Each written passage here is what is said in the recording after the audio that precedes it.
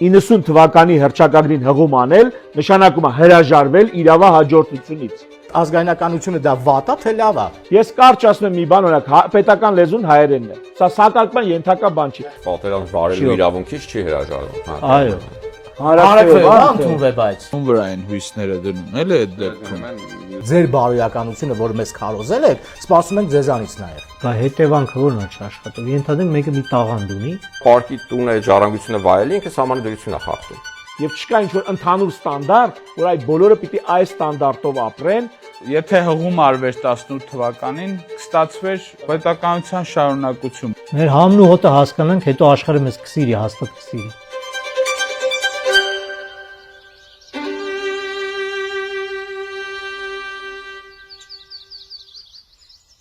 Հիմնադիր զավակներ նախաձեռնության շրջանակներում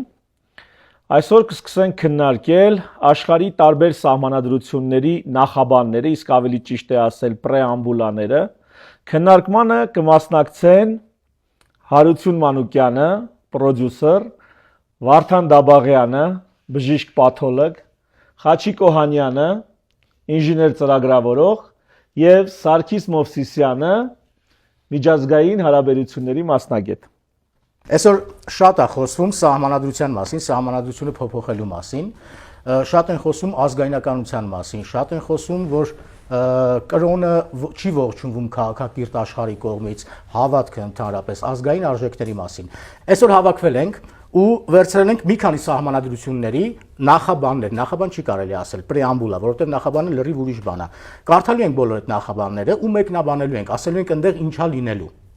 Սկսելու ենք Թուրքիա, Իտալիա, չեմ ուզում թվարկեմ, հիմա խոսքը փոխանցենք։ Թվարկենք։ Հա։ Ճապոնիա, Հայաստանի Հանրապետություն, Հունաստան, քննարկել ենք Իտալիա։ Եվ այս սահմանադրություններում կա յուրահատկություն, առանձնահատկություն, որը կարելի է որ մեր ժողովուրդն իմանա։ Այս ինչ մենք խոսում ենք, մեր ուզածը չի։ Մենք ընդհանրապես ներկայացնում ենք, թե աշխարհում ինչ կա, չկա։ Նորից եմ էլի ուզում շեշտեմ, շատ են խոսում, շատ են խոսում, որ զարգացած երկրները, այսինքն Եվրոպան, Ամերիկան, որ կա, որ ազգայնականությունը, նացիոնալիզմը, ռուսերեն ավելի շատ լավ է հնչում, էլի, նացիոնալիզմը դրժում են, չեն ընդունում։ Այն երկիրը, որ նացիոնալիզմն է որդեգրել, չեն ընդունում իրանց բան շարքեր, որ դավանում է կրոնա բանանում, քարոզում, չեն ընդունում դրան։ Այ հիմա սրա շուրջ ուզում եմ, որ նաև խոսանք, էլի, սկսում ենք Ումից ենք սկսում։ Թուրքիան, հա։ Թուրքիա։ Իրարից սկսենք, Թուրքիաց թեման։ Ժամանակակից Թուրքիան ձևավորվել է Օսմանյան կայսրության փլուզման արդյունքում, որին նպաստել է 1918 թվականին առաջին համաշխարհային պատերազմում Օսմանյան կայսրության պարտությունը։ Առաջին անգամ որպես հանրապետություն Թուրքիան հռչակվել է 1929 թվականի հոկտեմբերի 29-ին Մուսթաֆա Քեմալ Աթաթուրքի գլխավորած հանրապետական ժողովրդական կուսակցության կողմից։ 1949 թվականից հանդիսանում է Եվրոպայի խորհրդի անդամ։ ՆԱՏՕ-ի անդամ է 1952 թվականից։ 1999 թվականից մինչ օրս Եվրամիության անդամակցության պաշտոնական թեկնածու է։ Թուրքիան հանրապետություն է հիմնված եւ հռչակված ազգայնականության եւ թուրք ազգի ինքնիշխանության վրա։ 2017-ին է իմիջիայլոց ընդունվել վերջին սահմանադրությունը։ Օրինակ եմ բերում ու կարդում եմ, որովհետև համ իմ սիրած թեման է այս թեման, համ էլ այստեղ քարոզվում է ազգայնականությունը, հենց սահմանադրության մեջ, սահմանադրության հենց սկզբում, այսինքն թվում է թե հակասող իրար բաներ են, չէ՞, հեսա ասեմ, էլի, հակասող բաներ են, էլի, նացիոնալիզմ, միշտ այդ ուզում եմ ասեմ, որովհետև ռուսերեն ավելի լավ է հնչում, չեմ բանանում, կարդում եմ, հետո գնացինք։ Սկիզբը, ամենասկիզբը։ Համաձայն ազգայնականության հայեցակարգի եւ Թուրքիայի հանրապետության հիմնադիր, անմահ առաջնորդ եւ անգերազանցելի հերոս Աթաթուրքի կողմից հռչակված ձևերի եւ սկզբունքների այս սահմանադրությունը, որը հաստատում է թուրքական ազգի եւ հայրենիքի հավերժական գոյությունը եւ թուրքական պետության անբաժանելի միասնությունը ներառում է։ Այս սկիզբն է, հա։ Մի անգամ իստեղ բան ենք անդրադառնում ենք ազգայնականությանը, հենց երկրորդ բառը համաձայն ազգայնականության, նացիոնալիզմի, ինչի մասին է խոսքը գնում, էլի, այսինքն թուրք ազգի նացիոնալիզմի մասին է խոսքը գնում։ Ինչ արել Աթաթուրքը, ինչի են իրան այդքան տենց հերոսացնում, այդ բաց ենք թողնում, թեպետ շատ հետաքրքիր թեմա է, այսինքն պատմական ակնարկումն այսօրվանը չի։ Գալիս եմ իջնում եմ մի պարբերություն ներքև, կարդամ ու մեկնաբանեմ, էլի։ ազգի կամքի բացարձակ գերակայության եւ այն փաստի ըմբռնման մասին, որ իշխանությունն ամբողջությամբ եւ անվերապահորեն պատկանում է թուրք ազգին, ուշադրություն դարձրեք, էլի, ամբողջությամբ եւ անվերապահորեն պատկանում է թուրք ազգին, Թուրքիայի տարածքում միայն թուրքեր չեն ապրում։ Գիտենք, չէ՞ ովքեր են ապրում, միայն թուրք ազգին, եւ որ ազգի անունից այս ինքնիշխանությունն իրականացնելու լիազորված ոչ մի անձ կամ մարմին չպետք է դուրս գա լիբերալ ժողովրդավարության եւ դրա պահանջների համապատասխան հաստատված իրավական կարգի շրջանակներից։ Այսինքն հենց երկրորդ բարբերության մեջ ասում է, որ պետությունն է Թուրքիան, եւ թուրք ազգն է։ Այսինքն մի բան Անպայման։ տեսեք մենք նոր մեր հիմիկվա սահմանադրության պրեամբուլային ինչ է ասում հայ ժողովուրդը Ահա, ինչ է ասում Թուրքիայի սահմանադրությունը Թուրք ազգը։ Թուրք ազգը մենք ասում ենք հայ ժողովուրդը Իրանք նա ասում ասում է թուրք թուրք ազգը եւ մեզանում էլ քննարկում կա չէ թե ազգ ժողովուրդ եւ այլն համենայն դեպս իբանանք ինչ է գրած մարդկանց սահմանադրությունում ուրեմն տեսեք այդ ինչի պիտի ճանաչենք որովհետեւ ես հիմա 90 եթե չեմ սխալվում 97 թվական Լևոն Տեր-Պետրոսյանի հայտարարությունն է, եթե քիչ ճշգրիտ չի, բայց էս է հայտարարությունը։ Ուշադիր։ Ազգային Լևոն Տեր-Պետրոսյան հիմնադիր նախագահ։ Ազգային գաղափարախոսություն կոչվածը Թուրքիայի մոտ դա պետական գաղափարախոսությունն է, սահմանադրության պրեամբուլայում ամրագրված։ Բայց ինչ է ասում մեր նախագահը հիմնադիր։ Ասում ազգային գաղափարախոսություն կոչվածը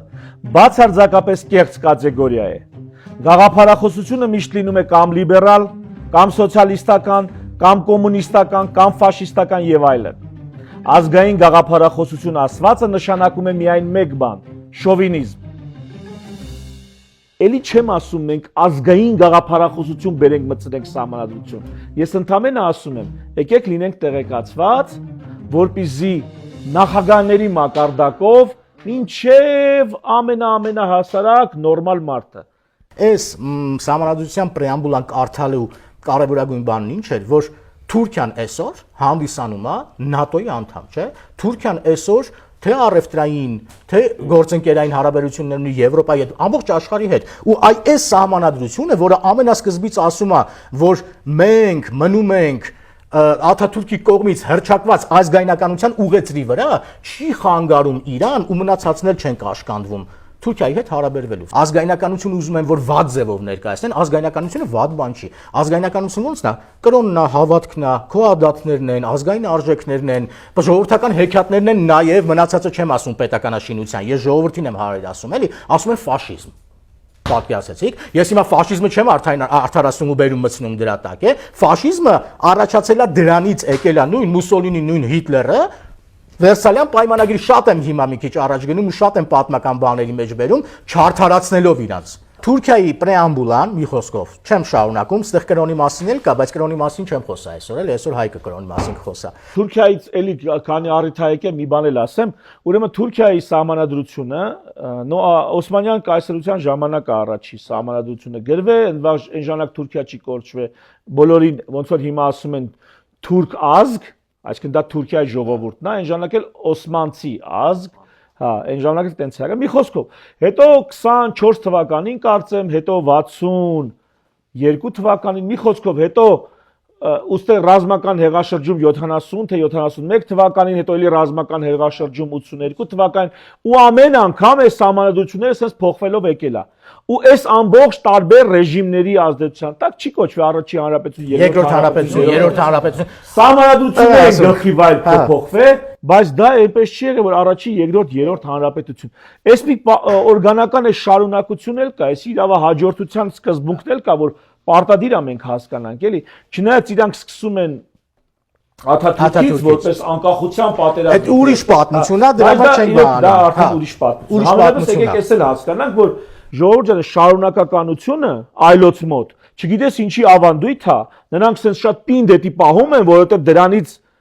դրանից իրենց ինստիտուցիոնալիզմն է բխում պետական եւ ազգային, քաղաքական ազգային։ Մեր պարագայում ասենք միշտ սկսում ենք զրոյական կետից։ Ով է հաջորդը։ Okay, ես Ճապոնիան ներկայացնեմ։ Պետական կառուցվածքի ձևաչափով Ճապոնիան ապակենտրոնացված ունիտար պետություն է, քաղաքական առումով ժողովրդավարական։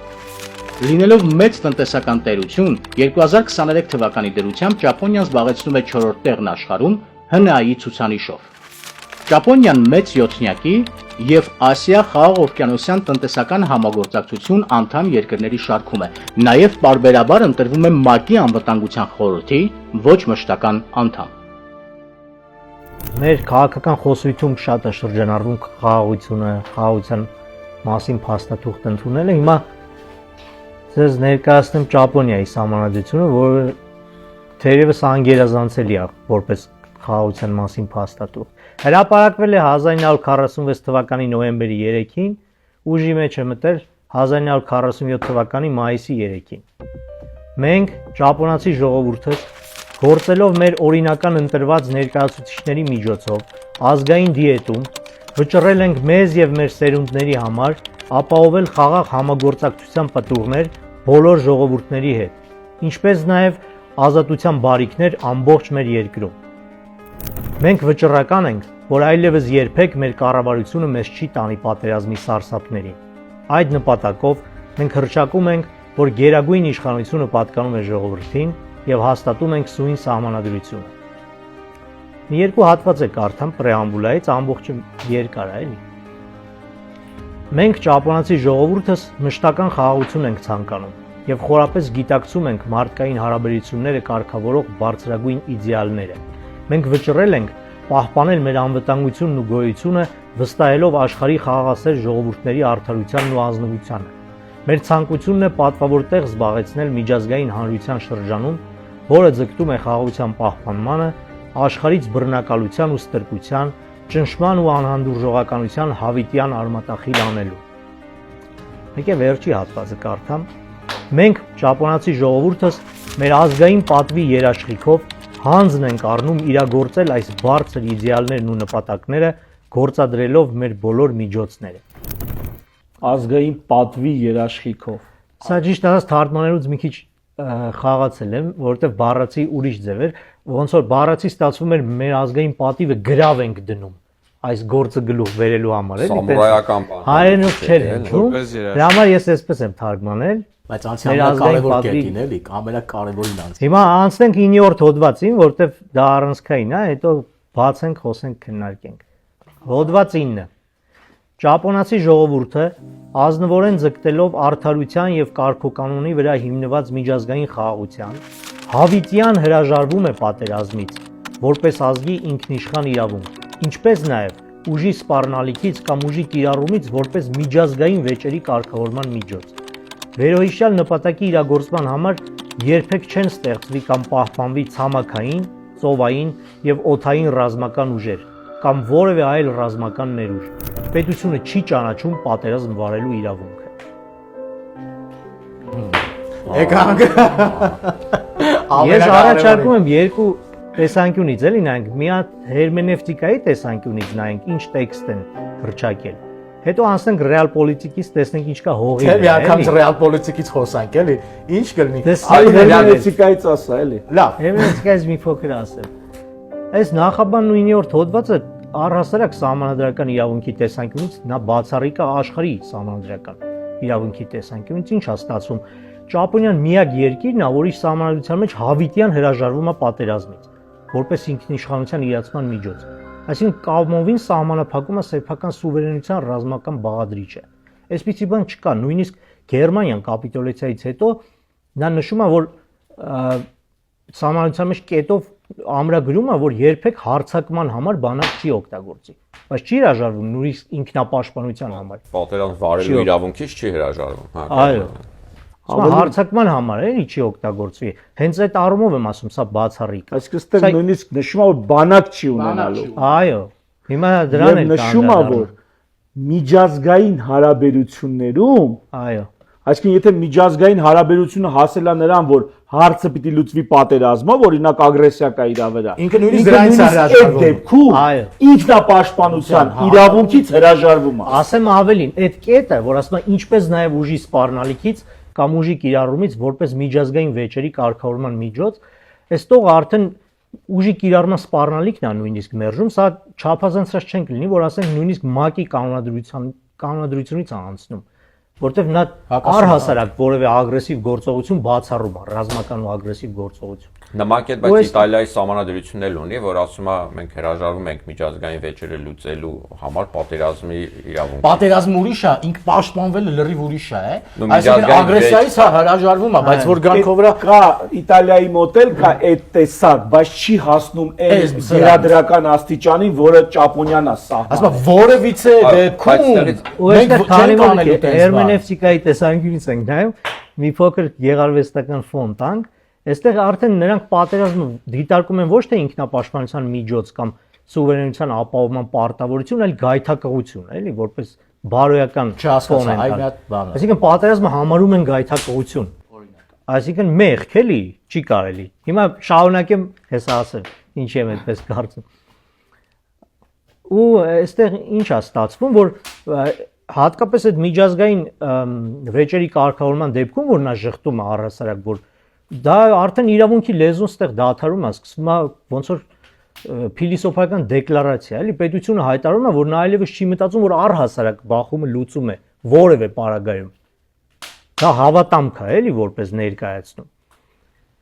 Ու իհարկե ինչպես նշեցիք, որ ասма չենք ունենա ցամաքային ծովային եւ ռազմաօդային ուժեր եւ որևէ այլ ռազմական ներուժ չենք պահպանի, սա արդեն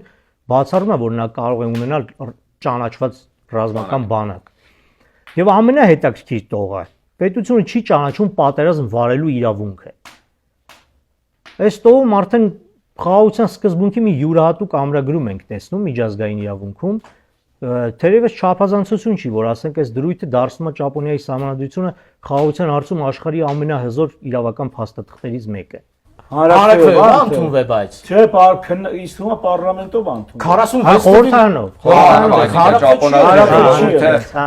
46 թվին պարտված երկիր Ամերիկան եկել պարտադրել է, ինչ հանրակրվեի մասին է խոսքը գնում։ Բայց դրան հեսա կգանք։ բայց նրա կողմից էլ կրվում։ Ինքը Ճապոնիան իր կողմից։ Իր կողմից, այո։ Լավ, շարունակի։ Ու այստեղ ինչ ենք տեսնում, որ Ճապոնիան աշխարհի ներկայանում է ոչ թե ուժով, այլ բարոյականությամբ, ժողովրդավարությամբ ու խաղաղասիրությամբ։ Այնտեղ տենց տեղ կա, չէ՞, որտեղ ասում է հավատում ենք միջազգային բարոյականությանը, միջազգային իրավունքի բարոյականությանը։ Այ դա է ուզում հարցնել, թե ում վրա են հույսները դնում, էլի այդ Դնում են մյուսների բարոյականության վրա։ հույսեր չեն, մեկ կոչ են անում այս դեպքում։ Այսինքն բանի են, պատվի են հրավիրում, էլի, ասում են դուք մեզ ստիպեցիք, մենք պատերազմող երկիր ենք, եկաք հաղթեցիք, ստիպեցիք, ասիկ պատերազմով ոչ մի բան չի լինում, մենք համաձայն ենք հիմա ձեր բարոյականությունը, որ մեզ քարոզել եք, սպասում ենք ձեզանից նաև։ Հասկանում ես, այս է ասում, էլի։ Չի լինում, էլի։ Չէ, չի լինում տենց։ Իհարկե, դա փիլիսոփայություն է։ Այստեղ էս բարոյական ու արժեբանական կողմով իհարկե սա չմնաց թղթի վրա, սահմանադրությունը Ճապոնիայի հետ պատերազմյան արդեն հետ սահմանադրական սերունդները սա որպես մշակութային արժեք են, խաղաղության գաղափարը որպես մշակութային արժեք են ընդունում, նրանք դպրոցներում են նույնիսկ սահմանադրություն անցնում, սահմանադրական ակումբներ ունեն ու իրանց մոտ դա մշակութային է, ոչ միայն քաղաքական դիրքորոշում, էլի, իսկ նրանք այդպես ապրում են, նրանք հպարտ են, որ իրանք խաղաղության առաջամարտիկներ են, այսպիսի արժեքային բան կա, էլի, որը նույնիսկ եթե մի քիչ ավելի գեղարվեստական նայելուց լինենք, հեսա գեղարվեստական հատվածը ավարտվում է Հարութ քոչ սիրած հատվածը։ Ես ինքս լինելով ռեժիսոր, պրոդյուսեր չեմ սիրում սենց։ Այստեղ ասես գեղարվեստական հատված կատարում է քաղաքական խաղաղություն, ես այս դիտանկյունից էլ եմ նայել, բուդդայական մշակույթում ցիկլից դուրս գալը կենտրոնական նշանակություն ունի, ու այստեղ Ճապոնիան պետական մակարդակով կարծես դուրս է գալիս իր քարմայի ցիկլից։ Այդ կայսերական փառասիրությունն ու ռազմական ագրեսիան կուտակված կարման էր, ու այդ ցիկլից դուրս է գալի։ Եվ իհարկե այս ամենը շատ բարի է, գեղեցիկ ու բարոյական։ Չէ, բայց մի հատ էլ հանգամանքները, ինչ հանգամանքներում է էսի գրվե։ Դե գալիս է դրան գալիս է։ Այ անցի Հիմա տեսեք ինչ կա հողի վրա, եւ ճշմարտությունն այն է, որ այս սահմանադրությունը գրվել է այդ թվում 9-րդ հոդվածը, ոչ թե ճապոնացիների կողմից, այլ Ամերիկայի կողմից։ Հիմնականում ԱՄՆ գեներալ Դուգլաս Մաքարթուրի գլխավորությամբ նրա ղեկավարությամբ է գրվել։ Հենց իր թելադրությամբ։ Ինքը ոնց որ տողերը տվել է մի քանի առանցքային հրահանգները ու իրանց իրավաբանական բլոկը գրել է։ Իմջալոս մի շաբաթում 9 օրում գրել է։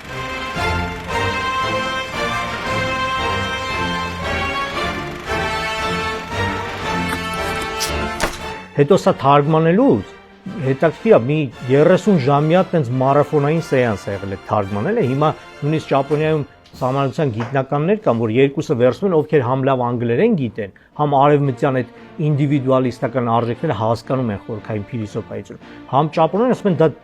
երկու տարբեր նախաձեռնություն առհասարակ։ Ճապոներեն թարգմանությունը լրիվ ուրիշ կերպ է հնչում։ Ինքը դեկլարատիվ բնույթ ունի։ Ու իրանք պնդում են, որ այդ ժամանակվա ճապոներեն ու անգլերեն իմացողները չեն հասկացել անհատի իրավունքը ինչ է, որ ԱՄՆ-ն բերում է։ Նրանք չեն հասկացել այդ ինչ։ Իրանց մոտ առհասարակ կոլեկտիվիզմն է, չէ՞, շատ զարգացած, ու գուցե դա ես չգիտեմ արմատները ինչից է գալիս, գուցե բրինձի մշակման բանից, որ այնտեղ մենակով բրինձ չես մշակի, էլի, կոլեկտիվ ինքը բանա սիրում այդ բրինձի մշակումը։ Ու ինչ է ստացվում, դե դրանից առաջ գիտենք, Ճապոնիան մի քանի տարի առաջ դաժան ռազմական արշավներ էր արել ամբողջ Ասիայում, Չինաստանում, Կորեայում, Ֆիլիպիններում։ Ցեղասպանություն, ռազմական հանցագործություններ եւ այլ։ Ոստեղ միգուցե իրանք չդատվելու, ոնց որ գերմանացիները դատվեցին, չդատվելու դիմաց պատրաստ են եղել ստորագրել ցանկացած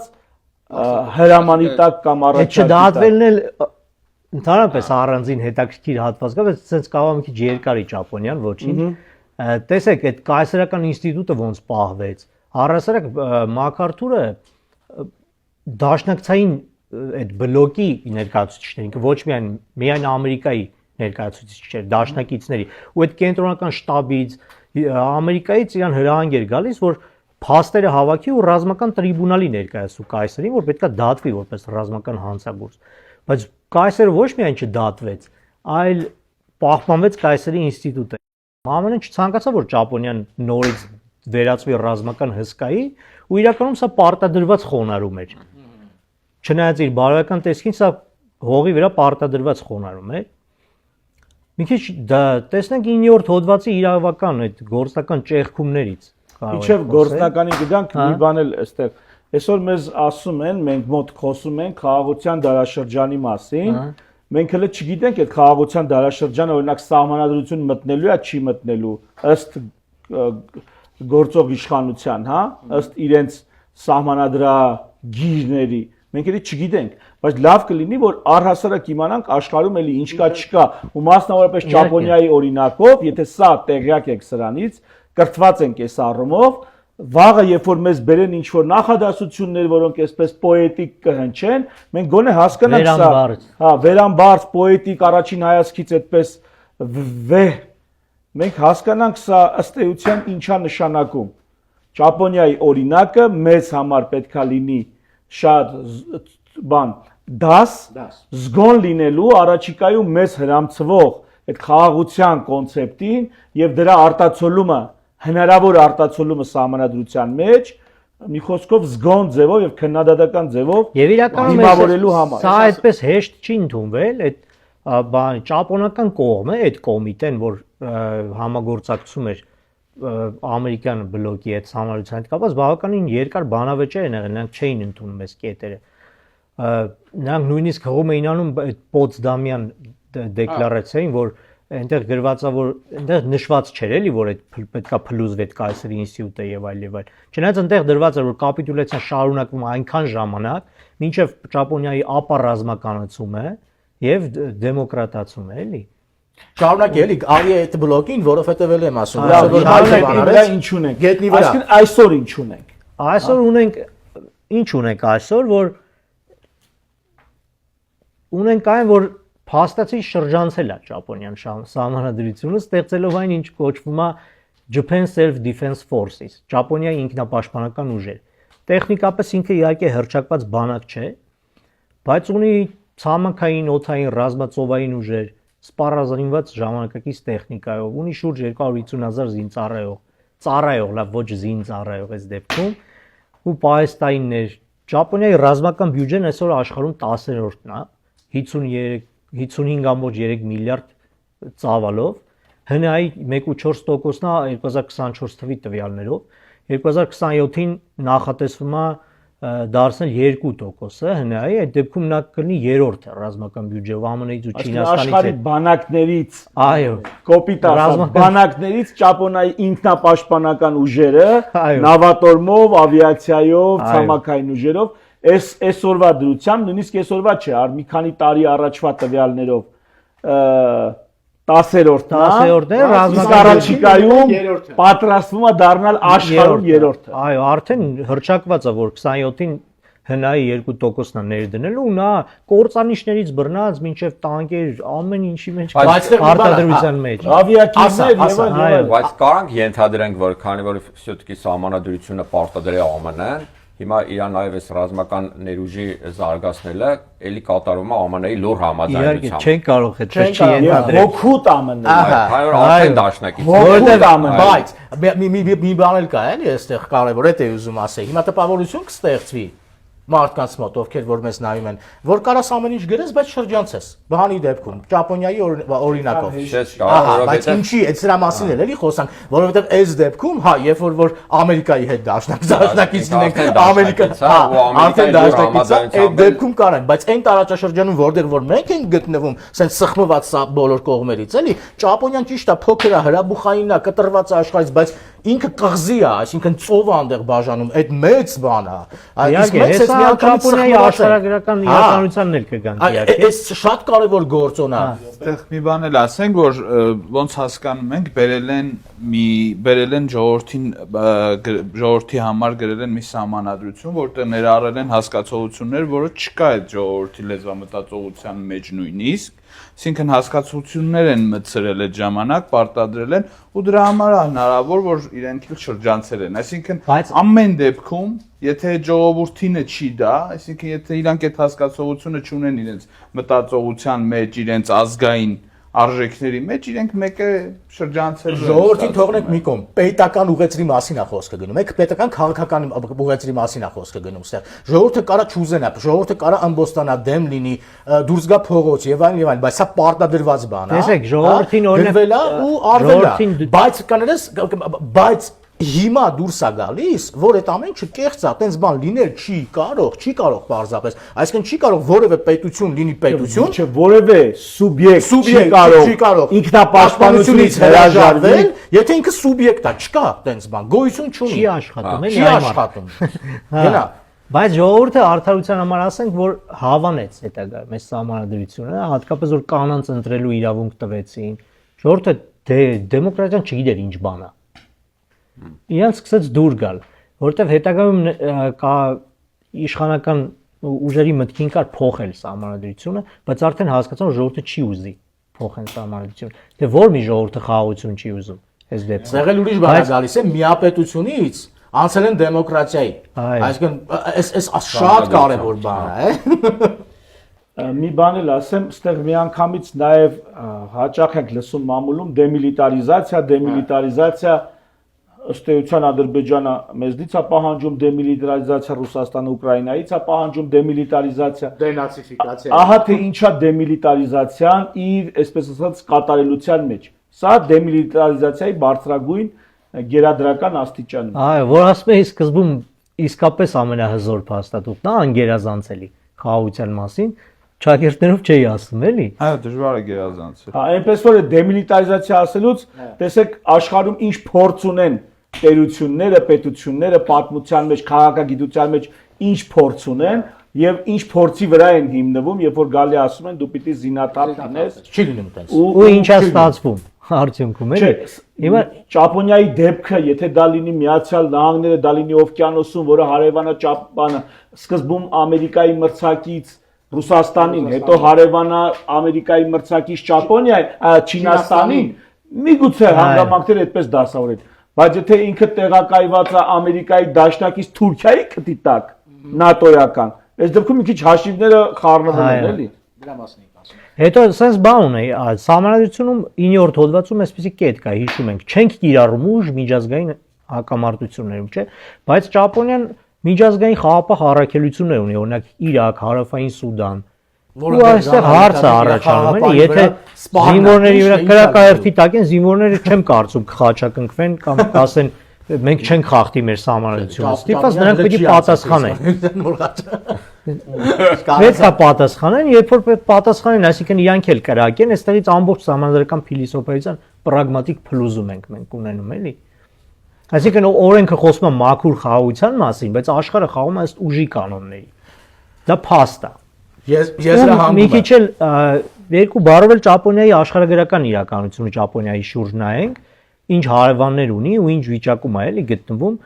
Չինաստանի հետ ունի տարածքային վեճ Սենկակու կղզիների շուրջ, Ռուսաստանի հետ Կուրիլյան կղզիները, Ռուսաստանի հետ Կուրիլյան կղզիների շուրջ ու ուկրաինական պատերազմից հետո կտրուկ վատացած հարաբերություններ Ռուսաստանի հետ, Հյուսիսային Կորեան պարբերաբար հրթիռներ է արձակում դեպի Ճապոնիայի մերձակայք ու սպառնալիք է իր միջուկային ռիսկով։ Այսինքն Ճապոնիան ապրում է աշխարհագրական մի թաղամասում, որտեղ խաղաղությունը այնքան էլ իրավաբանական ցանկություն չի, էլի։ Գուցե գոյատևման մարտավարություն, գուցե այլ մի բան, բայց ոչ իրավաբանական ցանկություն։ ու եզրահանգումը։ Ուրեմն եզրահանգումը հետևելն է, որ սահմանադրության տեսանկյունից, քանի որ այսօր սահմանադրություններից ենք խոսում, ուշ-թե-շուտ Ճապոնիան կանգնելու է ընտրության առաջ։ Շարունակել խաղաղության, այսպես ասած, մանտրան ու հուսալ լավագույն է, վերանայել սահմանադրությունը, հստակ ընդունել իր պաշտպանական համակարգը որպես բանակ, կամ ինչպես հիմա ապահովել երկակի լեզու։ Մենք խաղաղ ենք, բայց հզոր եւ պետք լինի։ Հետևությունը հետևելն է, նա չի հրաժարվում, ճիշտ է, իր խաղաղ դիրքորոշումից, բայց այս սահմանադրությունը ավելի սահմանադրական մաքրությունը ավելի շատ սիմվոլիկ արժեք ունի, էլի, քան գործնական։ Ճապոնիան ճիշտ է, ինչպես շեշտեցինք, չի հրաժարվում խաղաղ դիրքորոշումից, բայց վերազինումները անշեղ է, լուր եւ տեխնոլոգիապես զարգացած ու բարձրակարգ։ Ուրեմն ես ներկայացնեմ Իտալիայի սահմանադրությունը, նախ ինչու Իտալիան։ Տեսանք, որ Ճապոնիայի սահմանադրությունը պարտադրվեց ԱՄՆ կողմից, 9 օրում գրվեց ընդունվեց, Իտալիան անցավ մի հատ լրիվ ուրիշ ճանապարհ, էլի որպես պարտված երկիր, բայց Իտալիայում ուրիշ բան տեղի ունեցավ։ Իտալիայում սահմանադրությունը դարձավ քաղաքական փաստաթուղթ։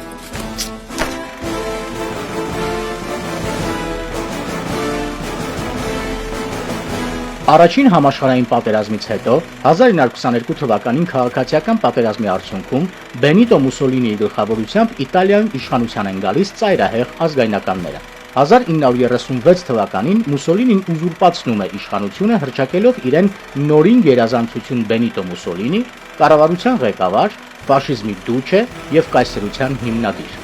Der ganzen Welt! Sieg ist von Platz!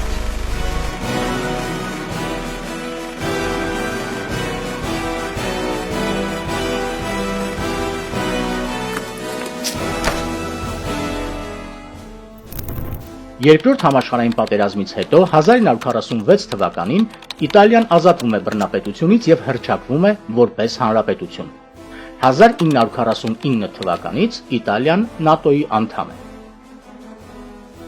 1870 թվականին Իտալիան սահմանադրական միապետություն դարձավ, մինչև այդ ինքը քաղաքապետություններ էր, Նապոլեոնի կողմից գրավեց Ավստրիայի դիրապետության տակ էր գտնվում, հետո առանձին Միլանի թագավորություն, Ռոմի թագավորություն, բայց 1870 թվականին ոնց որ միավորվեց մի պետության մեջ, դարձավ միապետություն սահմանադրական։ Ինչ է այդ սահմանադրական միապետությունը, որ թագավոր ունի այդ պետությունը, բայց սահմանադրությունը իր լիազորությունները կարգավորում է։ Ու 46 թվականին Իտալիայի ժողովուրդը ուզում է հասկանալ ինքը ուր է գնում, որոշում են միապետություն թե հանրապետություն։ Եվ ի տարբերություն են մնացած իմ իմացած դեպքերի, որ այդ կայսրական կամ թագավորական ընտանիքներին ոտից գլուխ մեր ու մանուկ գնդակարում են, այստեղ ասում են մենք գնում ենք դեմոկրատական ճանապարհով։ Ու ասում է հանրաքվեյա լինում Իտալիայում, որոշում են միապետություն թե հանրապետություն, ոչ բառներ չեն դնում, այո միապետությանը, այո հանրապետությանը։ Ու Իտալիայի ժողովրդի 54%-ը գնում է ասում է այո հանրապետությանը, թագավորն էլ իր ընտանիքի հետ հեռանում է ամբողջ դինաստիայով Իտալիայից, այդ հանրաքվեից հետո ոչ ընդդիմություն ալնում, ոչ փորձում են ընդվզել այդ հանրաքվեի արդյունքներն, ուղղակի ընդունում են փաստ, որ 54%-ը չի ուզում էլ միապետություն, հեռանում են Իտալիայից։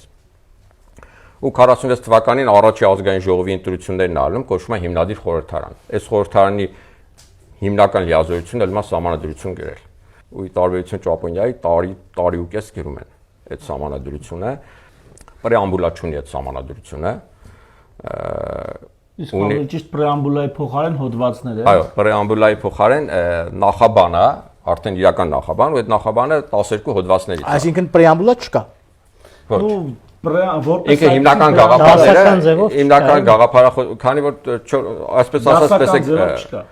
բաժանում են մասերի, թե ով պետքա ինչ գրի։ Դեմոկրատներին ասում են դու գերի քաղաքացիների իրավունքը, սոցիալիստները գրում են տնտեսական սոցիալական բլոկը, կոմունիստները գրում են պետության կառուցվածքը, լիբերալները գրում են մարդու իրավունքների մասը ու նենց ասում որ պրեամբուլայի փոխարեն ելնա 12 հոդված, որը որ հիմնական գաղափարախոսություններ է իր մեջ ներառում, բայց ոչ ու այդ միջև հիմա պահպանված է այդ սահմանադրությամբ, հա։ Հա, միջև հիմա է սահմանադրությունն է։ Նո առաջի հոդվածը ասում է որ Իտալիան աշխատանքի վրա հիմնված ժողովրդավարական հանրապետություն է, որտեղ իշխանությունը պատկանում է ժողովրդին։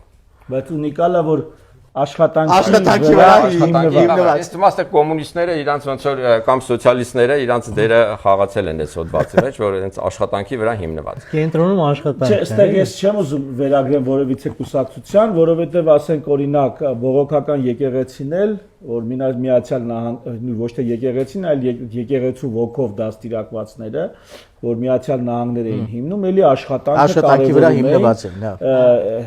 Հիմքում դնելով, այստեղ ես կրոնական կողմն եմ ասում, հիմքում դնելով, եթե մեկը ուրեմն այսինքն ամեն մեկը իր խելքից Աստծուց իր բաժինն է ստացել։ Ամեն մեկը իր արարքների, իր վաստակի, իր չարչարանքի դիմաց Աստծուց իր բաժինն է ստացել։ Եվ եթե մեկը հարուստ է, ուրեմն ինքը շատ է աշխատել, եւ եթե մեկը այդքան էլ հարուստ չի, ուրեմն այդքան էլ չի աշխատել։ Այստեղ իհարկե կրոնական չի պատկերացումը, բայց ուզում եմ ասեմ պարտադիր չի որ դա լինի սոցիալիստական կամ չգիտեմ կոմունիստական ինչ որ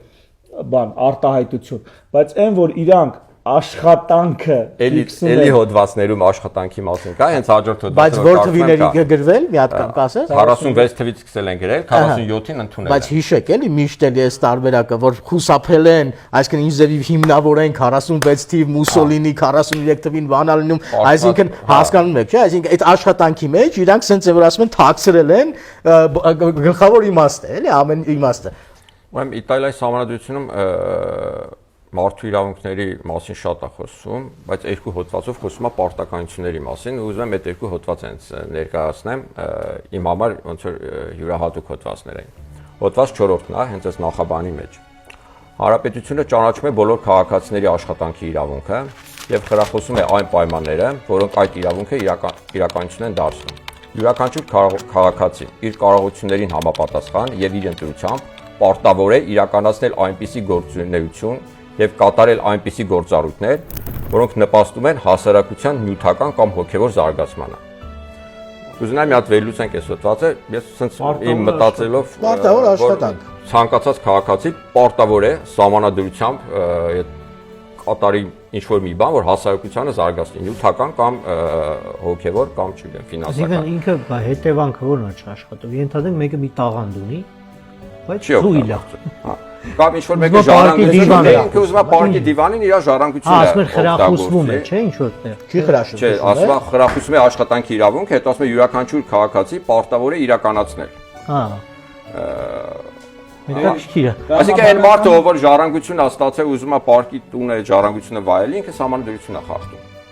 Ինքը պարտավոր է մի բան անի, որ հասարակությունը զարգացնի։ Գալիս է ու չի անում։ Հա, եթե կարող բայց լավ է, գրել։ Եթե նայում ենք նախաբանի հետ, նաև տրամաբանական է, որովհետև ի սկզբանե ասված էր, որ աշխատանքի վրա հիմնված պետություն է, այսինքն ստեղ նաև պարտականություններն են նշվում։ Մյուս կետը, որ պարտավորություններից է խոսում, արդեն ծնողների։ Ծնողները պարտավոր են կրթել եւ դաստիարակել երեխաներին, եթե նույնիսկ նրանք ծնվել են ամուսնությունից դուրս։ Ծնողների անգործնության դեպքում նրանց պարտականությունների կատարման եղանակները սահմանվում են օրենքով։ Այսինքն եթե երեխայս ունեցել ու թողել ես ինքը տենց ինքնահոսի մեծանում է, պետությունը քեզ պարտավորեցնելու է, այնտեղ արդեն օրենսդրական ինչ որ բաներով, որ այդ երեխուն տար կրթի եւ դաստիարակի, սարքի հասարակությանը պիտանի մարդ, որ հետո պարտավոր լինի աշխատել։ Այո։ Ես լրիվ համաձայն եմ։ Ստեղ նաև ամրագրվում է իրավունքը, կրթության իրավունքն է ամրագրվում երեխաների, այսինքն պարտականություններով ասում է։ Հա, այդ առանձին հոդվածներով այդ մասը։ Չէ, երբ որ ծնողին պարտադրում է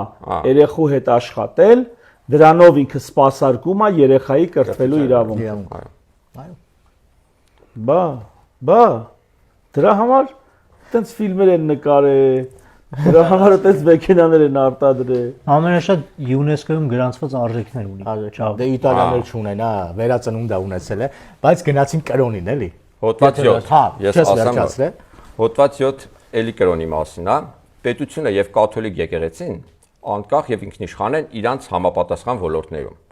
Նրանց հարաբերությունները կարգավորվում են Լաթերանի պայմանագրով։ Ինչ է Լաթերանի պայմանագիրը 1929 թվականին է կնքվել, ելի Մուսոլինի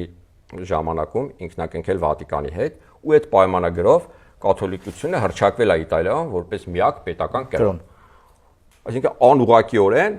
ամեն դեպքում Իտալիայի սահմանադրությամբ անուղղակիորեն, բայց կաթոլիկությունը պետական կրոն է։ Թեև սահմանության մեջ նշված չի, բայց հղում անում Լաթերանի պայմանագրին, իսկ Լաթերանի պայմանագրով ասում է, որ Իտալիայում կաթոլիկությունը միակ պետական կրոնն է։ Այս էլ այն ձևերից մեկը ոնց կարելի է եկեղեցին եւ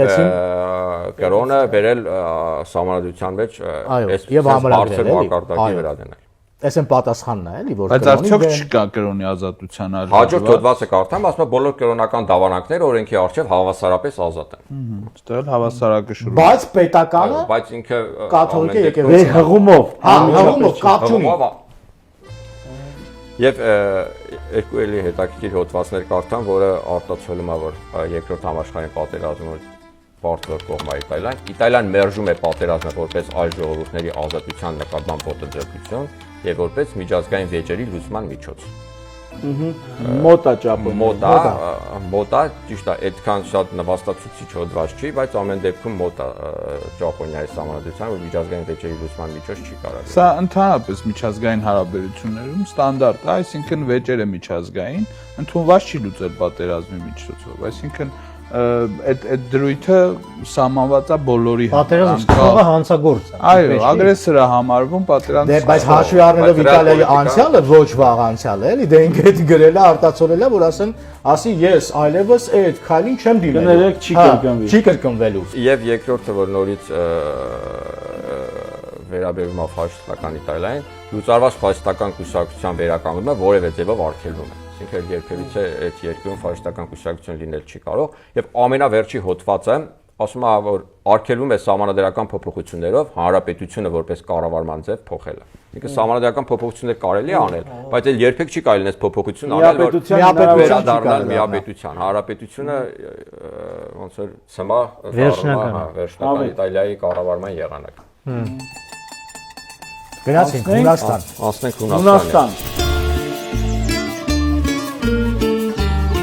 Ժամանակակից Հունաստանը հին Հունաստանի մշակույթի ժառանգորդն է, որը համարվում է ժողովրդավարության, արևմտյան փիլիսոփայության, ֆիզիկա-մաթեմատիկական գիտությունների հիմնական սկզբունքների, թատրոնի, ժամանակակից օլիմպիական խաղերի եւ արևմտյան քաղաքակրթության օրրան։ Որպես հանրապետություն առաջին անգամ հռչակվել է 1821 թվականի մարտի 25-ին Օսմանյան կայսրության դեմ Հունաստանի անկախության համար պատերազմի ժամանակ։ Հունաստանի սահմանադրությունը ընդունվել է 1975 թվականին, լրացումները 1986-ին եւ 2001-ին։ Ըստ էության 75-ի 1975-ի սահմանադրությունը 52-ի սահմանադրության 1952-ի սահմանադրության որոշակի հիմքեր պարունակում է այնուամենայնիվ, իդեպ Հունաստանն էլ եղել է միապետություն, հետո հանրաքվեով դառել է հանրապետություն եւ Պրեամբուլան ընդամենը մեկ նախադասություն է, հանուն սուրբ, միասնական եւ անբաժանելի երրորդության։ Որի տակ ամփոփված է ամեն ինչ։ Հանուն սուրբ, միասնական եւ անբաժանելի երրորդության։ Ես ինչ եմ ուզում ստեղ ասել, ուրեմն այն մեզ դիտողներին, էլի, մենք այստեղ ինչ ներկայացնում ենք, ոչ թե ասում ենք, ահա սա վերցնենք եւ դնենք Հայաստանի Հանրապետության նոր սահմանադրության մեջ։ Մենք ասում ենք, եկեք ճանաչենք աշխարհում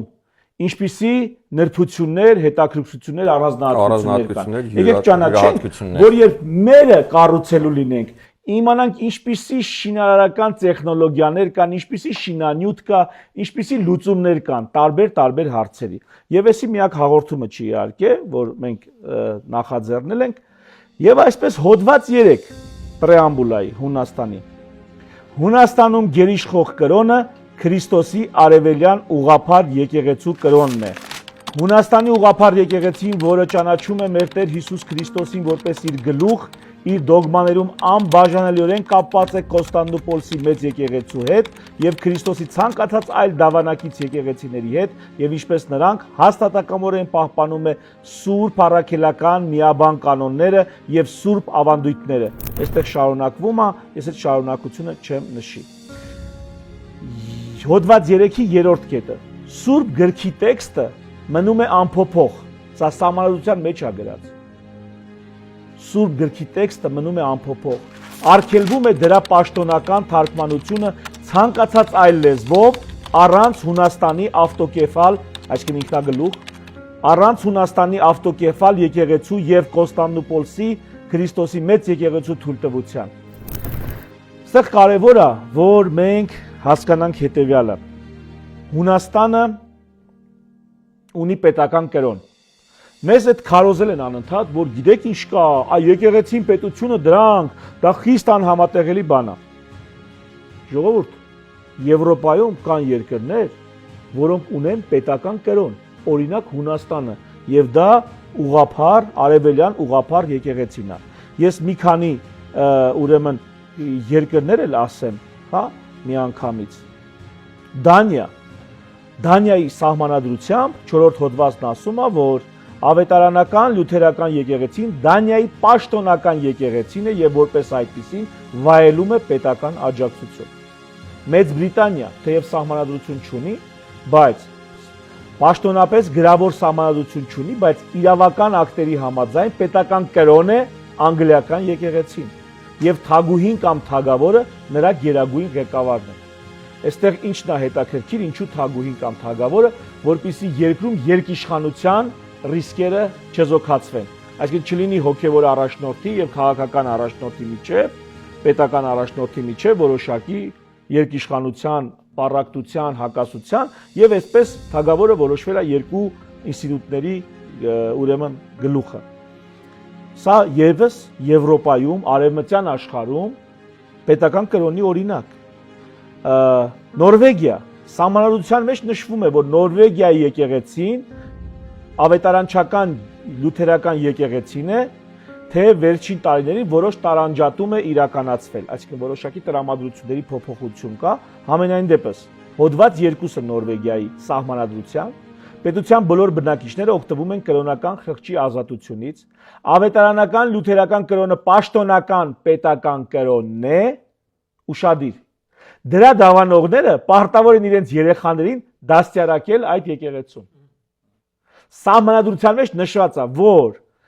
լյութերական ավետարանչական եկեղեցու դավանողները պարտավոր են իրենց երեխաներին դաստիարակել այդ եկեղեցում։ Սա էլ ուրեմն Իսլանդիայի օրինակ, սահմանադրության 62-րդ հոդվածը, Իսլանդիա։ Ավետարանական լյութերական եկեղեցին պետական եկեղեցի է եւ որպես այդպիսին վայելում է պետության աջակցությունը եւ հովանավորությունը։ Այս դրույթը կարող է փոխվել օրենքով։ Այսինքն օրենքում կարելի է այս դրույթը փոփոխել։ Բայց ամենայն դեպս սահմանադրության մեջ նշած է։ Լիխտենշտեյն սահմանադրությունը, ուրեմն հոդված 37 Լիխտենշտեյնի սահմանադրության բոլորին երաշխավորված է համոզմունքների եւ խոսքի ազատությունը։ Հռոմի կաթոլիկ եկեղեցին պետական եկեղեցի է եւ այդ կարգավիճակում կօգտվի պետության լիակատար աջակցությունից։ Խնդրեմ, սա էլ էսպես։ Հիմա վերադառնանք էլի Հունաստան։ Հունաստանի միջև անդրադառնալ, եկեք Հայաստանի Հանրապետության սահմանադրության 18-րդ հոդվածը հիշենք։ Ինչ ենք այսքան ծանրանում Հունաստանի սահմանադրության եւ այս երկրների այս օրինակների վրա, որովհետեւ մեզանում այդ խոսույթը կա, որ այս ուրեմն նոր սահմանադրության մեջ հատկապես եկեղեցու նկատմամբ ոչ այնքան հարգալից տրամադրված, երբեմն ոչ առանց հիմքերի, հա, ոչ այնքան հարգալից տրամադրված, հատկապես այդ հանձնաժողովներում գործող անձինք, այդպիսի խոսույթ կա, որ կարող է այս հոդվածը հանեն, 18-րդ հոդվածը, որտեղ Հայաստանյաց առաքելական Սուրբ եկեղեցին, սա մեր սահմանադրությունից է, Հայաստանի Հանրապետությունը ճանաչում է Հայաստանյաց առաքելական Սուրբ եկեղեցու որպես ազգային եկեղեցու, բացառիկ առաքելությունը հայ ժողովրդի հոգևոր կյանքում, նրա ազգային մշակույթի զարգացման եւ ազգային ինքնության պահպանման գործում։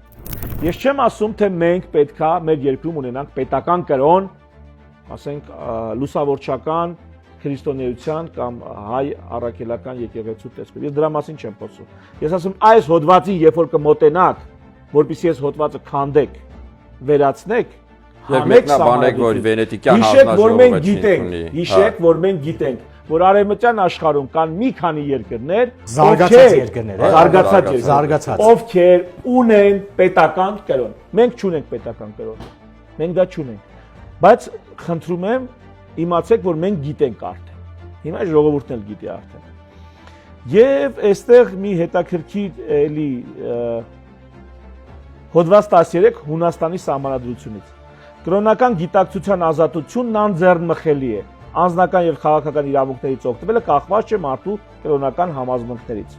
Բայց յուրաքանչյուր հայտնի կրոն ազատ է եւ նրա կրոնական ծեսերի կատարումն իրականացվում է անարգել օրենքի պաշտպանության ներքո։ Այն կրոնական ծեսերի անցկացումը, որոնք վիրավորական են,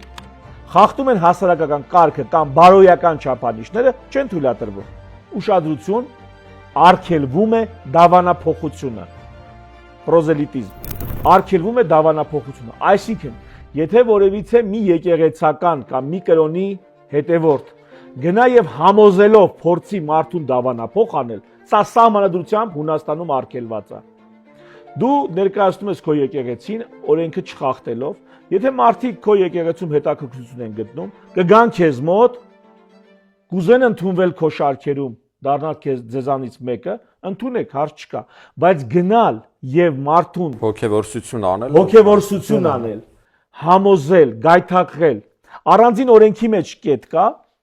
ոչ սահմանադրության մեջ, բայց օրենքի մեջ կետ կա, որ մարդու վշտի ժամանակ, անկումի ժամանակ արգելված է մարդուն գնալ եւ քարոզել քո կրոնը։ Երբ ավելի խոցելի է։ Որովհետեւ այդ շրջանում մարդը հոգեբանորեն ավելի խոցելի է եւ ավելի հեշտ դյուրահավատ եւ այսպես ձևով կարա դավանափոխ լինի կամ ինչ որ մի դավանանքի սկսի հետևել։ Սա հետաքրքիր նրբություններ է, որ Հունաստանում այսօրվա դրությամբ կա։ Բոլոր հայտնի կրոնների սպասավորները գտնվում են պետության նույն վերահսկողության երգո եւ կրում են նույն պարտավորությունը, ինչ գերիշխող կրոնի սպասավորները։ Այսինքն գտնում է, որ հավասարություն կա, բայց կա նաեւ գերիշխող կրոն։ Եվ այսպես եւս մի կտոր ընդամենը նախագահի երթումը, որ նախագահի երթումը ենթադրում է քրիստոնեական երթում։ Սա ինքնին արդեն հուշում է, ենթադրում է, որ նախագահը պետք է լինի։ Երթվում եմ Սուրբ Միասնական հոդված 30-րդն է, 33-րդ սահմանադրություն։ Երթվում եմ Սուրբ Միասնական եւ անբաժանելի երրորդության անունով պահպանել սահմանադրությունը եւ օրենքները, ապահովել դրանց բարեխիղճ կատարումը, պաշտպանել ազգային անկախությունն ու երկրի ամբողջականությունը, պաշտպանել հույների իրավունքներն ու ազատությունները եւ ծառայել հույն ժողովրդի ընդհանուր շահերին ու առաջընթացին։ Թեմայից չշեղվելով այնուամենայնիվ ասեմ, որ Հունաստանի սահմանադրության մեջ առանձին ձևակերպում կա հույներ եւ առանձին ձևակերպում կա Հունաստանի քաղաքացիներ։ Հույները մի տեսակ ավելի համենայնիվ ձևակերպումներում արտոնյալ են հանդես գալիս։ Ազգայնական է, թե ազգայնական չէ հիմա դա։ Բուն ազգայնականություն բառը չկա, բայց այստեղ ուշադիր էթնիկ ազգայնականության հստակ ընդգծվածություն կա, էթնիկ ազգայնականության եւ կրոնական ազգայնականության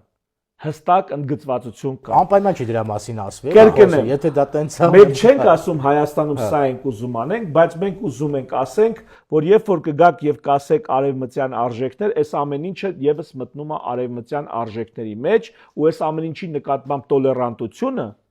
եւս մտնում է արևմտյան արժեքների մեջ, որովհետեւ արևմուտքը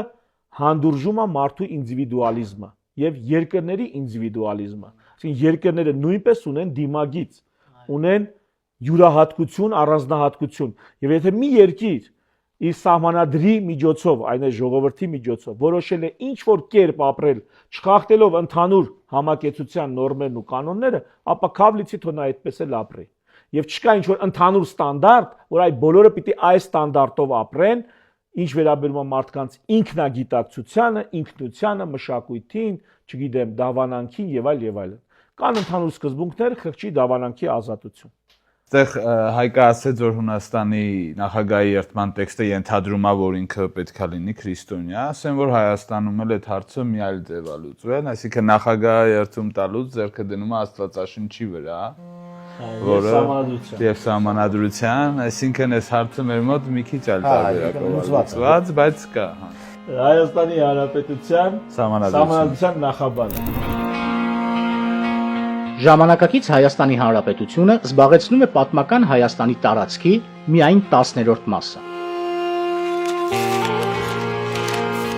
Որպես հանրապետություն առաջին անգամ հռչակվել է 1918 թվականի մայիսի 28-ին։ 1920 թվականի նոյեմբերի 29-ին Հայաստանում հաստատվում է խորհրդային իշխանությունը եւ կազմավորվում է հայկական ԽՍՀ-ն։ 1922 թվականի դեկտեմբերի 30-ին Հայաստանը համալրում է խորհրդային միության հանրապետությունների շարքը։ 1991 թվականի սեպտեմբերի 21-ին անկախության համար պայքարի շնորհիվ առանձնանում է խորհրդային միությունից հռչակվելով ազատ, անկախ Հայաստանի Հանրապետություն։ Այսօրվա գործող Հայաստանի Հանրապետության Սահմանադրությունն է, որը ընդունվել է 1995 թվականի հուլիսի 5-ին, որը ասում է, որ հայ ժողովուրդը հիմք ընդունելով Հայաստանի անկախության մասին հռչակագրում հաստատված հայոց պետականության հիմնարար սկզբունքները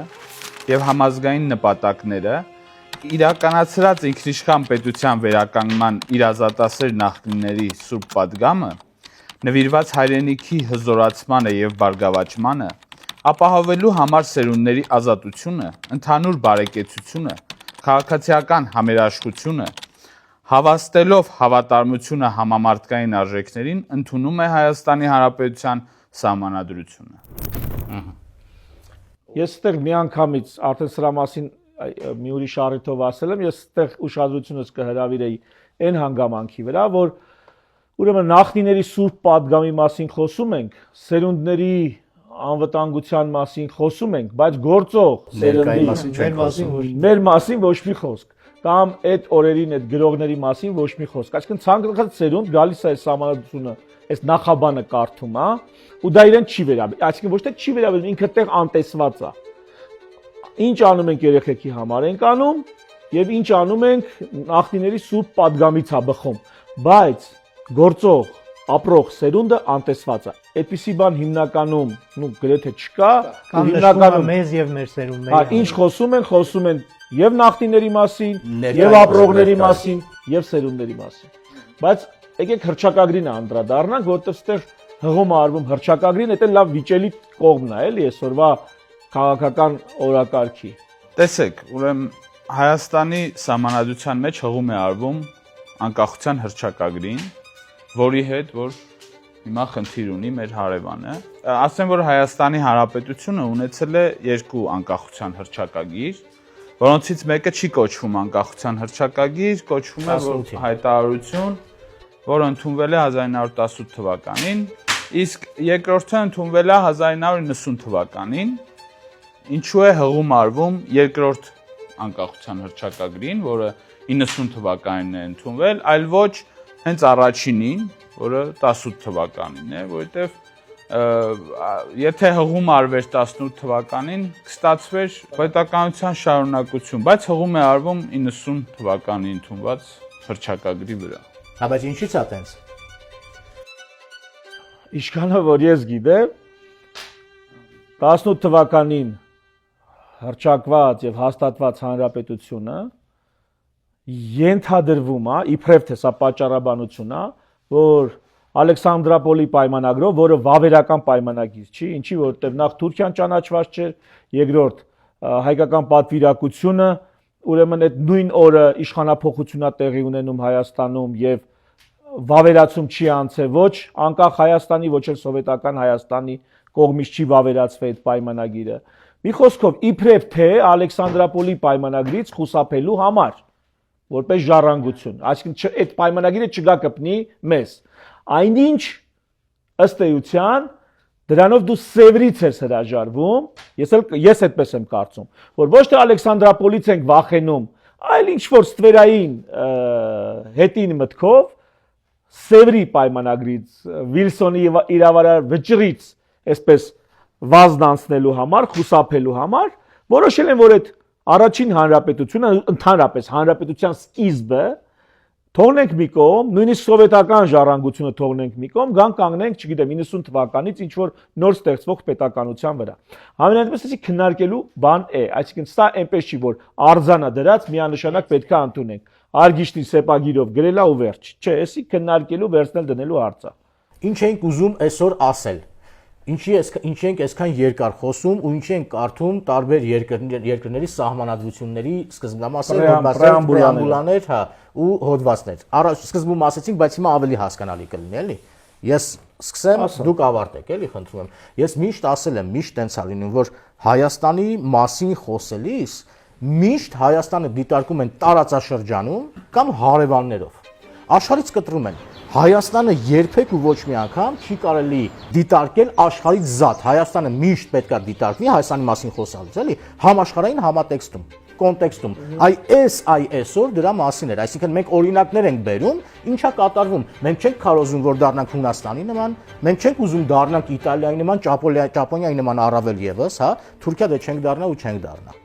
Այսինքն մեր ասածը ընդամենը մեկն էր։ Նու դիտողներն էլ են մեր ոնց դիմում,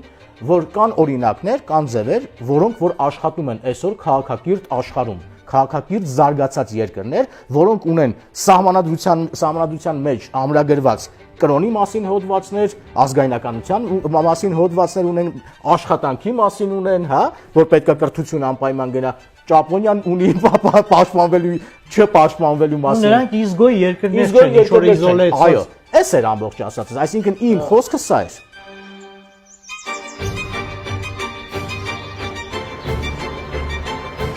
Իմ կարծիքով Հայաստանում այսօր ունենք քննադատական մտածողության դեֆիցիտ, որը տեղեկատվության պակաս է։ Իմ կարծիքով մենք հիմա լրացնում ենք այդ տեղեկատվությունը, տալով որոշակի ինֆորմացիա, որը կբերի մարդկանց մոտ քննադատական մտածողության զարգացմանը եւ հերթական անգամ որևէ մի բան, մի օրենք լինի սահմանադրություն նոր քննարկելուց, մարդիկ մի քիչ ավելի քննադատաբար կմոտենան, լինելով ավելի տեղեկացված, իմ կարծիքով։ Օրինակ ես շատ եմ հանդիպում այդ խոսույթին, որ մենք ինչով ենք աշխարհին հետաքրքիր, ինչ անենք, որ հետաքրքիր լինենք աշխարհին առհասարակ, չգիտեմ, հանք չունենք կամ ունենք, հանածո ունենք, էս ունենք, կամ մեկի արբանյա կդառնանք, մյուսի վրա ճնշում գործադրվի մեր ձևով, մենք ընդհանրապես պետք է հասկանանք, մենք ինչով ենք իրար մեկս մյուսին հետաքրքիր։ Մեր ինքնորոշումը ո՞րն է, մեր առանձնահատկությունները, մենք նախ մեզ պետք է սիրենք, հետո նոր աշխարհը մեզ սիրի։ Իսկ սրանք այն զգայուն թեմաներն էին, որոնց շուրջ հենց սկսում ենք խոսել, անմիջապես մի մահակ գալիս է, էլի, դուք գիտեք քաղաքակիրթ աշխարհում սենց չի, դուք գիտեք խաղաղությունը սենց բանոզում։ Մենք նախ մի հատ ներսում մենք հասկանանք ինչ ենք ուզում, որն է մեր առանձնահատկությունները, ինչն ենք ուզում պահպանել ու փոխանցել հետոին։ Ես կարծում եմ մեր խոսակցությունը դրա մասին է, մտ աշխարհի փորձն ենք նայում, տեսնենք ինչ կա, չկա։ Մեր համն ու հոտը հասկանանք, հետո աշխարհը մեզ կսիրի, հաստատ կսիրի։ Հետո ի վերջո ցանկացած բանին այո ոչ ասելուց պետք է համեմատենք, իմանանք աշխարհում вообще ինչ կա եւ այս ինչին ենք մենք այո ոչ ասում։ Սրանից զատ ուրիշ ինչ կա աշխարհում։ Իսկ դրա համար այս նախաձեռնությունը իդեալական բան է, որ մենք աշխարհի տարբեր սահմանադրության յուրահատուկ կետերը քննարկենք, վակուումի մեջ հասկանանք ինչին ենք ասում այո, ինչին ենք ասում ոչ։ Ոչ ուղղակի տեքստը կարդանք այո ոչ ասենք այդ տեքստին, այլ իմանանք որ այո, թե մենք իմանանք ինչ կա աշխարհում вообще, կասենք սա այոյի արժանի է, թե այոյի արժանի չի։ Ես էլ կասեմ ուզում եմ քաղաքական խոսք ձեռք բերենք, մի քիչ սխալներով ենք խոսում, մի քիչ ռուսերեն բառեր ենք օգտագործում, մի քիչ կմկմում ենք, մի քիչ սայթակում ենք, բայց ես ուզում եմ այդ ձևական կողմը, տեխնիկական կողմը հարցի մի կողմ դրած քաղաքական խոսք բերել, նախ ինքներս մեր կենցաղ, մեր գլուխներ, մեր միջավայր քաղաքական խոսք բերել եւ հետո մեր հայրենակիցների միջավայր, մեր հանրապետական լսարան քաղաքական խոսք բերել։ Ու ինձ թվում է այսօր դա ինչ որ չափով ստացվեց։ Շարունակությունը լինելու է։ Անպայման։ Ну թերևս այսքանը։